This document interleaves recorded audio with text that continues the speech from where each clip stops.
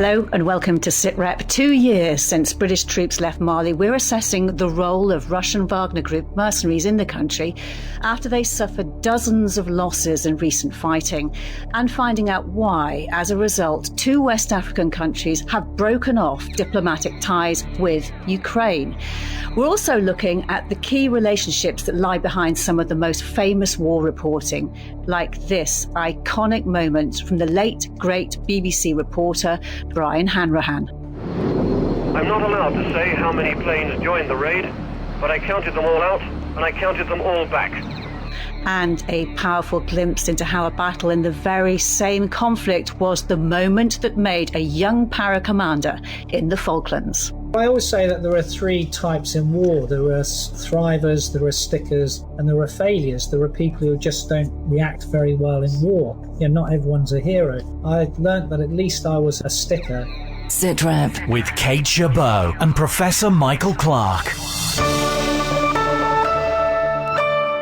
Mike, great to see you. And we're also joined in a moment by the former Deputy NATO Commander in Europe, General Sir Richard Shirreff, and former Defence Editor for Newsnight, Mark Urban. But Mike, first, let's start talking about Mali. There's been a lot going on recently, heavy fighting, including a diplomatic spat involving Ukraine. But before we get into that, of course, British forces were there until only recently trying to keep the peace.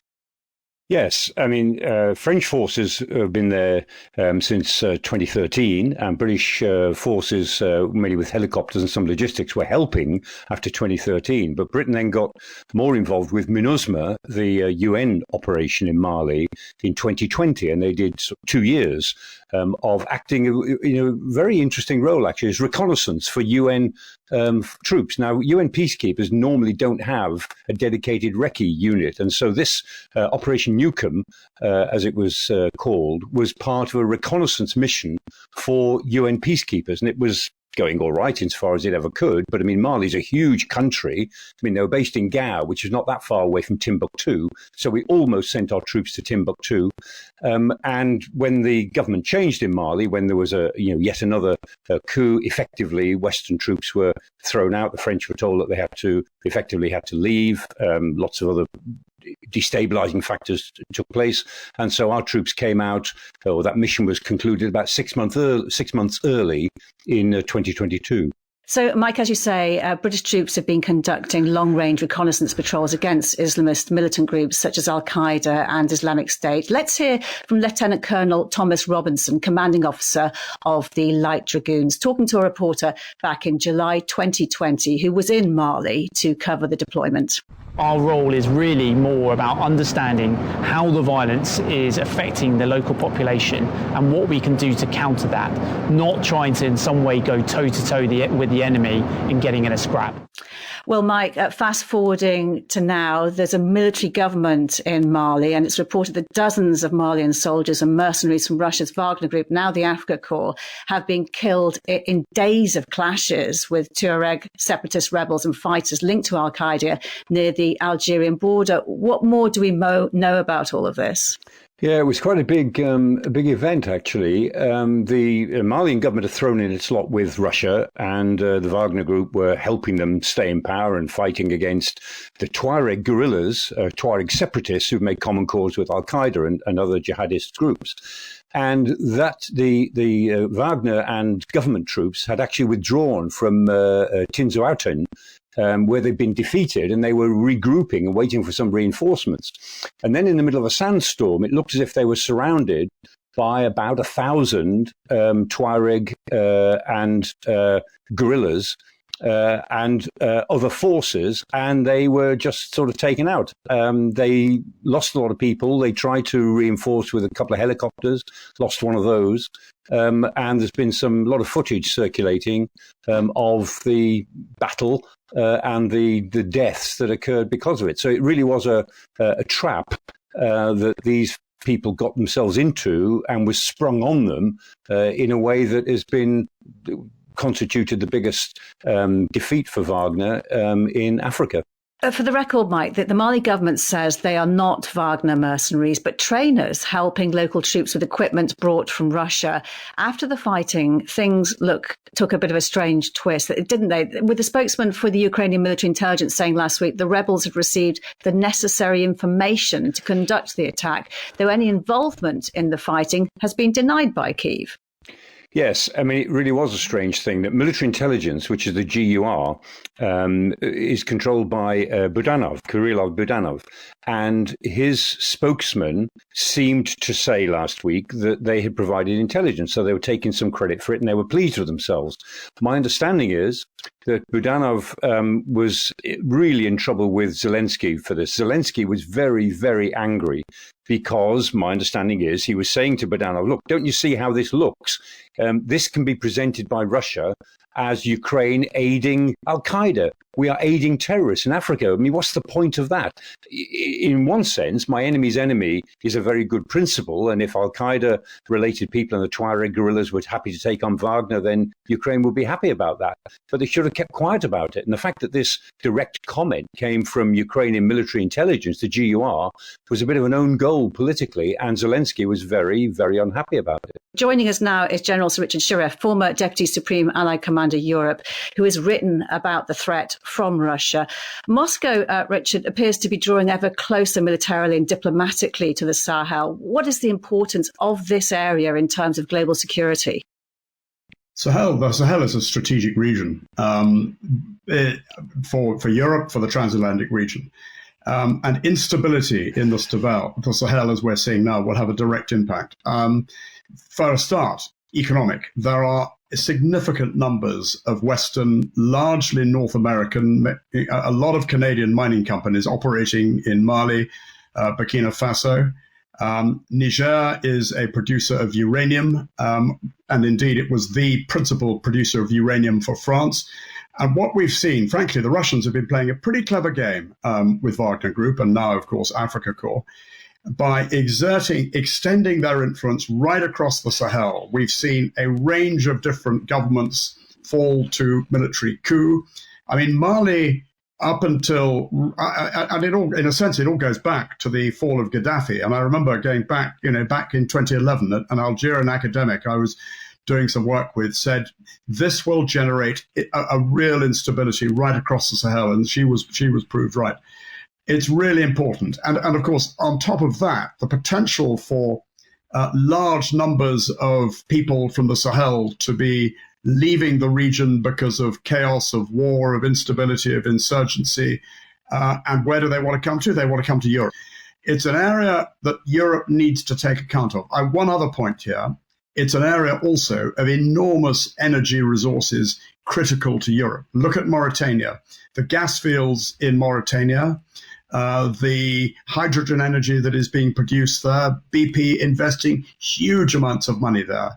And those countries and on the western seaboard of North Africa have the potential to provide, to replace much of the gas that was into Europe that was coming from Russia. So a key strategic region. And how do you actually assess the impact of these non-state actors across the conflict zones? Do you think it will increase? Well, I think it will. I think my view about the poke in the eye that the Russians got in Mali is that take away the strategic communications and the points that Mike was making quite rightly. Actually, a poke in the eye for the Russians there was deeply embarrassing. And was a very clever indirect move. Now, they could have handled it perhaps better by staying quiet about it, but that's exactly the sort of thing that is going to humiliate Russia and make their position more difficult. And I think you can expect to see, unless, this is a vacuum, and nature abhors a vacuum. It fills. It's been filled by the Russians. So what? So the West, the transatlantic community, NATO should be turning its attention to supporting stable countries in the Sahel to extend that stability. I would particularly highlight Morocco, which is an ally, a friend, has enormous influence in the region, not least because throughout the Islamic world, not least because King Mohammed VI is a direct descendant of the Prophet. So Morocco's word carries a great deal of weight. And we should be supporting countries like Morocco as a sort of way of extending stability. Mike, Richard mentioned Niger earlier. Its ruling junta has ordered nearly 1,000 US military personnel to leave following a coup last year. And the US has just this week withdrawn personnel and equipment from an airbase in Niger. What will be the impact of this withdrawal across the region, do you think? Well, the region is not now a region in which the West has any geopolitical influence. It may still have some residual commercial influence, but it is, as Richard was saying, pretty residual, because you look across the region from west to east, Guinea-Bissau, a military-backed government there in 2023, Niger itself from last year, Mali since 2021, Central African Republic in 2022, again, effectively a government takeover. The whole swathe of countries across the Sahel have now thrown out their Western backers and are wide open to the influence of Russia and China and all the gangsters and chancers in world politics. And so what we're seeing is this development of, on the one hand, a battle between, as it were, Islamists and some separatists on the one hand versus Russia and Wagner troops on another, whilst governments in the region, as it were, sway one way and then the other. They're very unstable, and of course, the only people who suffer are the population. And you know, Kate, I always think when you look at it, you see clips on television of what's going on very occasionally. People are incredibly poor in this area, but you look at the troops, these young troops, they're all in quite new combats. They've got quite good weapons. They all look well fed. The more misery that these people create within the society, the easier it is for them to recruit. Because if you're a 16, 17-year-old boy, the best way out of your situation is to join the military group. You'll be properly housed, properly fed, properly clothed, and you've got some sense of belonging. And so at the moment, the whole region is in a state of anarchy. We'll be watching this one very, very much with interest. Stay with us, gentlemen. It is rare for a journalist now to be praised by the organisation that he's writing about. But when the war correspondent for The Independent, Kin Sengupta, died recently, the MOD tweeted expressing sadness at the news and describing him as a dedicated and passionate journalist. In a long career, Kim reported many times from Afghanistan, Iraq, Syria, Kosovo, Ukraine and Sudan, as well as many other countries, often embedded with UK troops. It's that sometimes complicated relationship between the armed forces and journalists that we're looking at today. And we're joined by the former defence editor of BBC Newsnight. He was himself an army officer, Mark Urban, who was Kim's predecessor at The Independent. And of course, Richard Shirreff and Mike are also still here. Mark, good to have you on Sitrep. Thank you so much for your time. You met with him many times working in Afghanistan and Iraq. What was his particular skill? Well, I mean, he had many skills. Kim was the sort of guy who, when you stumbled out of a helicopter in the middle of the night and were trying to find your way to wherever you were meant to be going, he'd be waiting there for the next one out, and you'd pump one another's hands and exchange a few tips about what was going on, and then off he'd go. I mean, he really was the most extraordinarily intrepid person. And whereas when I was doing those embeds, generally speaking, I turned up with someone with a camera and we were all very visible and lots of boxes of kit, he was amazingly good at just sort of blending in and keeping a low profile. He could almost disappear in many situations. I remember going into a meeting in Kandahar once, and it took me quite a while to realize he was on the other side of the room, just quietly taking notes.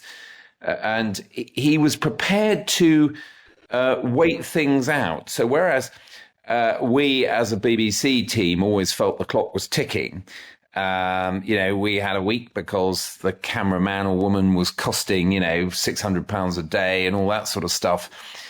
Kim would stay for weeks and weeks to just wait for something to happen. He was a single man. He was incredibly committed to what he was doing. And so often, because of that, he was there when whatever was going to happen, whether that was some big a clearance operation in the green zone of Helmand, or whether it was things going on in Aleppo in Syria. And he was equally at home embedded, and he said to me himself, it was a proud boast that he'd done more embeds in Helmand with the British Army and the US forces later than any other journalist. I'm sure he was right. It was in the dozens. And unembedded, just being an intrepid lone figure, when it was somewhere like Syria, clearly very tricky and dangerous to operate on your own. So he had enormous skills, I think, as a reporter, and will be sorely missed. I'm sure. And Kim was embedded many times, as you say, with British troops. Do you think the role of a war reporter has got more dangerous since more non-state actors are taking part in conflicts like IS, making embeds more impossible? Oh, I think that's definitely true. There was a time before, for example, 9/11, where you could cut about in the Middle East or Afghanistan, and generally speaking, sort of social conventions, particularly somewhere like Afghanistan, that the travellers should be welcomed and shouldn't be harmed, and things like that sort of held up. And so in general, I spent a fair bit of time in Afghanistan in the late 80s and early 90s, for example. You could move around without any real significant risk, except for, car accidents and all the rest of it. But I think, yes, after the sort of events of 9/11 and the arrival of Western forces in Afghanistan, Iraq, and more widely across the Middle East, I think things became a lot more dangerous. And, for example, during the 2003 invasion of Iraq, there was an ITN team. Terry Lloyd was the reporter. He and his cameraman were killed because they were unembedded and they were moving around just trying to gather the story. And they were killed. And I think that underlined for all of us at the time that the nature of the frontline reporting business had changed and become much more hazardous. And of course, you also get the phenomenon of people, belligerents in war, deliberately targeting journalists. So yes, it definitely has become a more dangerous business. And in terms of the relationship between the military and the media, Richard Shirreff, you had many dealings with the media from the first Iraq war onwards, and as your time as Deputy Supreme Allied Commander Europe during the Afghan conflict, and you built relationships with them. What is your aim as a commander talking to the media? You're right. I mean, a lot of experience, or a fair amount of experience. I guess what you're trying to do as a soldier or in the military world, you're trying to get a message out. Particularly in the sort of complex nature of conflict, particularly 21st century conflict, when it's so much about influence. It's about influencing, sending the message about the fact, making sure that not least hearts and minds, it's about spreading the message about what you're trying to do. And of course, the media is essential in as part of that means by which you can get a message out. Now, I'm not saying that we're in the business of, the media have got a story to tell. They've got to find out what's going on. But generally speaking, my experience was that if you build relationships with the media and work with the media, you can give them something that they can get their teeth into, but at the same time, you're getting the message out as well. So it's basically a fine balance between protecting your operational security, your operational needs, and actually giving the journalists something so that they feel like they've got a story. Yeah, I mean, clearly operational security is paramount, and it's interesting. You played that clip from the Falklands. Well, there was a couple of incidents there where operational security was breached by the media, and the whole relationship between the media and the military was put into there was a lot of discussion about it afterwards. I think we've got to a stage. Well, again, I'm out of date, but my experience, we've got to a stage where there was a clear understanding on the media's part of the importance of operational security. And the benefit to them of respecting that, because they would get they'd get other benefits and stories as well. Now, I'm not saying that the military is in any way telling the media you can't rely on the media, of course, to tell the story. The media will make their own mind up. But if you have a sensible discussion about it, you can get the message across. So, what is it like being embedded with a unit for a while? How do you deal with being there but not being a combatant? Oh Lord. Well, look, I mean, not being a combatant in many ways is a sort of privileged position. If you have access and you don't have to take responsibility for, protecting your own people or conceivably taking someone else's life, then, I'm very thankful for that. That's a form of access we can have without having that responsibility. I think, in the sort of places we've been talking about, like Iraq and Afghanistan, in those operations that went on for many years, once you're in the back of the Warrior or whatever, you are at the same level of risk as the person and people you're with. I think the experience of it was very dependent on, I guess, two things: the kind of command atmosphere and the political imperatives of the government of the day. And the second thing often made it a very frustrating experience with British forces. On the first point, I can remember being in Musakala, for example, in 2008, just after the NATO forces there had taken the place from the Taliban. And there was a CO there called David Richmond, and it was one of the Scottish battalions. And we were sitting in orders on the first day, and he said, "You may have noticed these two people here. They're from the BBC. They are to have access to everything." And I thought, oh, thank heavens for that. He sent a clear message to all his people that we're sort of inside the tent, as it were. And at the time, we wanted to get into the centre of Musakala. And at the time, for various curious reasons, the responsibility for that little bit of his patch lay with the SAS, who took us in there. And we interviewed on camera. Firstly, we filmed them, obviously, as we were with them. And we interviewed on camera a senior NCO from 22 SAS. And he appeared on our programme. And at no point did we say it was the SAS, because that was the understanding. They would take us in if we didn't say who they were. And I'm giving that as an example of the mutual benefit of a good atmosphere between a military officer, in that case, the CO of the local ground holding unit, the Scottish unit, and us. We were prepared to go along with that. And I can't tell you how much journalists across those wars in Iraq and Afghanistan would have given their right arm for a sort of go out on a mission with the SAS. And it never happened. Well, actually, it did happen. It's just we didn't say that that's quite what happened. And there you have the idea of mutual benefit. In our case, to get access to the centre of Musakala, to see it, to go and talk to people in the centre of town, and in their case, to show, I guess, that NATO forces were kind of in control there. Now, equally, it can go very wrong.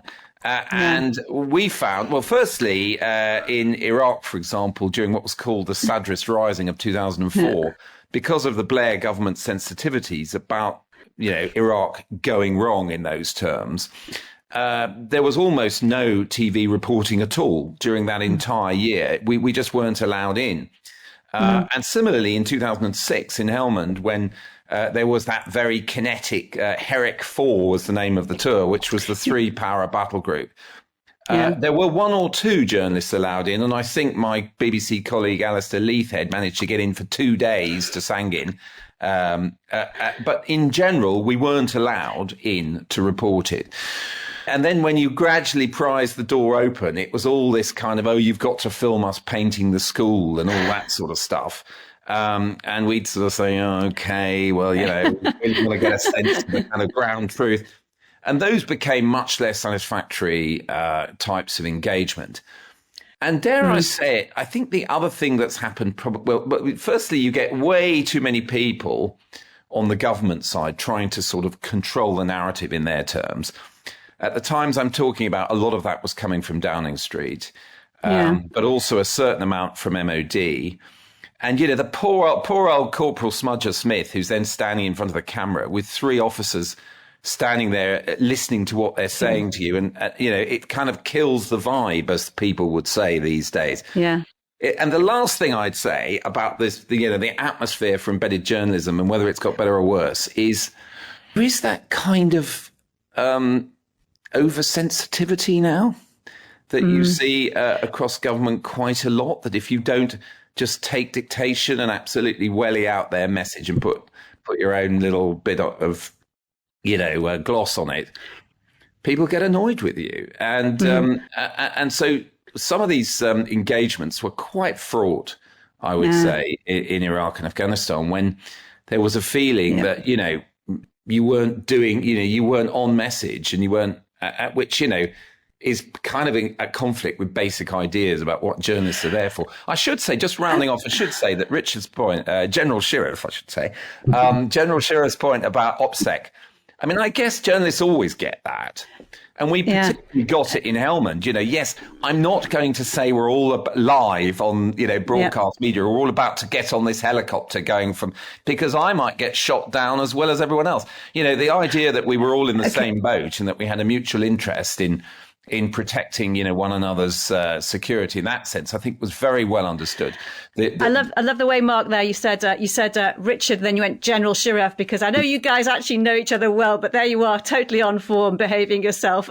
I'm just interested, Richard, to know how well you think, General Shirreff, how well you think reporters convey to their audience what conflict is like. I think we see some great war reporting going on at the moment. I mean, I think some of the stuff that's come out of particularly Ukraine has been really, from the BBC, has been really first rate, embedded virtually close, toe to toe with the Ukrainians in the trenches. I think it's Mark's point about no restrictions. Don't let the journalists see everything is absolutely right, because then they really will. Number one, they build a relationship.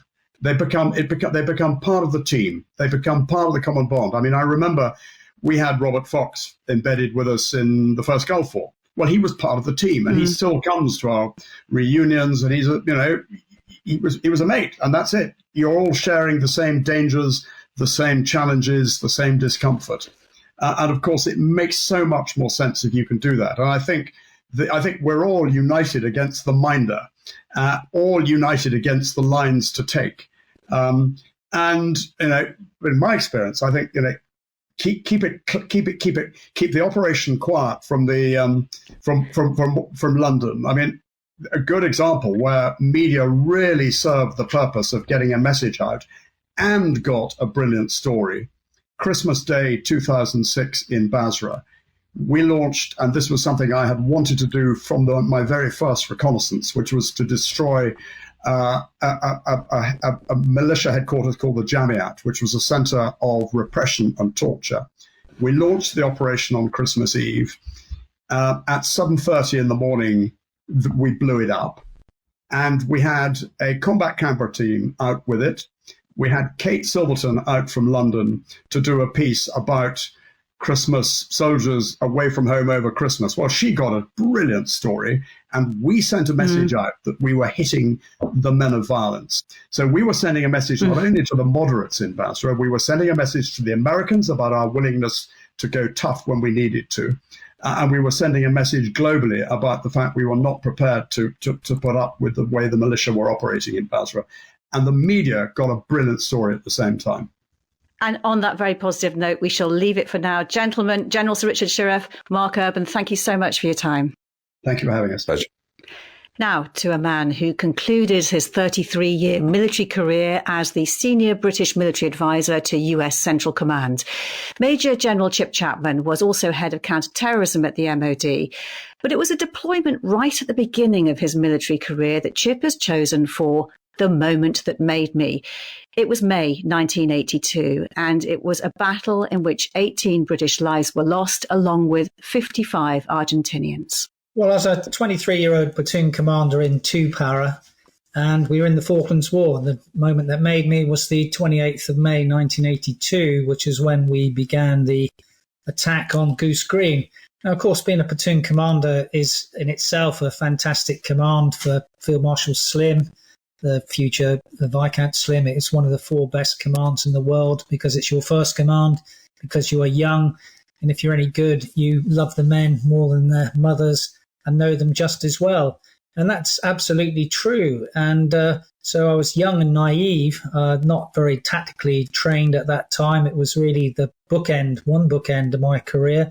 But it was a seminal moment for a lot of reasons. And that framed what was going to go on during the battle. So the moment that made you was the battle for Goose Green. Can you tell me the context of it? British troops had landed on the 21st of May in the Falklands, and by the 25th of May, we were kind of struggling. We were stopped on the beachhead, and the Royal Navy was suffering more casualties. On the 25th of May, which was really the seminal day, HMS Coventry was sunk.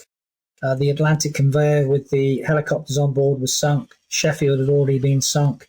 Antelope in the Bay had been sunk. And there was a perception in Whitehall that, we needed to get on and do things because the Argentinians might be pushing for a ceasefire. So there was an absolute political necessity which drove a military necessity, direct order really, to Julian Thompson to get on and do something. And the closest garrison to the beachhead at San Carlos Water was Goose Green.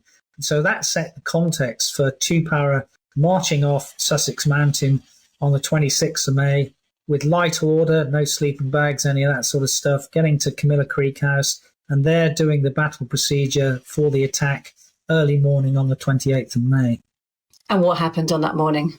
Well, it was dark, of course. We were going to attack at 2:30. That was delayed, 2 o'clock, sorry. That was delayed until 2:30 due to HMS Arrow having a misfire and trying to correct its gun, naval gun, 4.5-inch gun. We were the first troops in contact with the enemy, and it was a slightly bizarre incident where we were supposed to take a place called Low Pass. And as we were going towards Low Pass from the start line, it was only 200 or 300 meters, what looked like a scarecrow came towards us. And someone said, the scarecrow is moving. Now that seemed feasible to me because, again, in the orders, we've been told that we were going across the best arable ground in the Falklands, cabbage fields and carrots and stuff like that, which was nonsense, of course. And someone said, scarecrow's moving. He was an Argentinian soldier who was dispatched. But that led to a platoon attack on a Argentinian position behind with Shimuli flares, light going up, and fire and manoeuvre from our troop 6 platoon, platoon 6 platoon B company. And I remember thinking at the time, wow, these guys are awesome. Their skills in terms of their fire and manoeuvre and their ability to use ground and close with and engage the enemy, they were just awesome. It was really from that moment that I thought, there's no way we can lose this battle. These guys are just 100% committed to this. Their motivation and skill level is such that we are going to succeed. And in the back of our minds, of course, we always had the notion that we were the successors of the men at Arnhem and we weren't going to give up, regardless of what happened. Can you just tell me a little bit more about what happened with the rest of the day and what you learned from that? Well, the bookend... the first bookend of the battle is the attack on Low Pass. The final bookend of the battle from a B company perspective is when we had got around the back of the enemy position and 3 things happened simultaneously which show both the physical and psychological parts of war which are so important. The first was that the casualty figures came in on the radio. Now, Wavell always used to say that 60% of reports in war are wrong, misleading or inaccurate. But I thought, wow, if we've had, it said 7 officers killed. If we've had 7 officers killed, how many blokes have been killed? We must be the only company left. So that was a psychological factor which affected us. The second thing that affected us was we were heavily shelled and opened up on at the time. That was a physical factor. And the third thing was a fleet of enemy helicopters came in with reinforcements, which is both a physical factor. We could see enemy helicopters with reinforcements, and a psychological factor in that we'd been told in the orders at some stage that there were no enemy helicopters left on the island. And we expected a big counterattack, but our perception was, come on, come and take us on. There's no way we're surrendering. So our will to keep fighting was still intact, and therefore it was absolutely misunderstandable to us that the enemy would surrender by what Major Chris Keeble, who took over from Colonel H. Jones, managed to achieve later on with a ruse of war to get the enemy to surrender. And it was that which you have to admire Chris Keeble for, because many Argentinian and British soldiers are alive today because of the moral actions and ethical actions of a first-class human being. You talked about how when you knew you were going to war, about the anticipation and the excitement about it. What was the actual reality like compared to what you'd expected?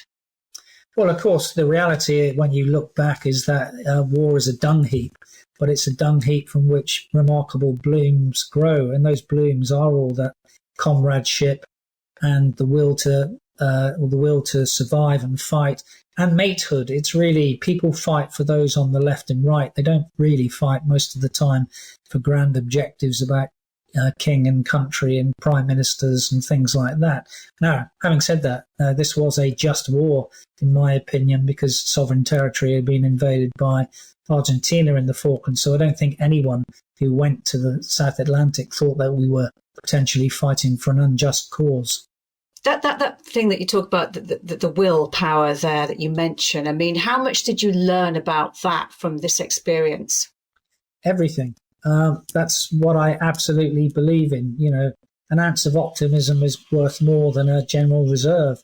And, we just were not going to be broken, and the enemy were broken. And again, as I say, what was really important was the energizing effect that this had for the rest of the task force. It was really, match that to all the other units. And they absolutely wanted to match that, both in terms of, the Scots Guards at Tumbledown and certainly 3 Power, our parent battalion at Longdon. They absolutely wanted to match what was seen as a famous victory at Goose Green. And of course, it was a famous victory in lots of ways, because if we'd have been defending that, they'd have got nowhere near us. Because your enemy surrendered, didn't they? It was the moment that made you. It could have been the moment that killed you or broke you. How did it make you?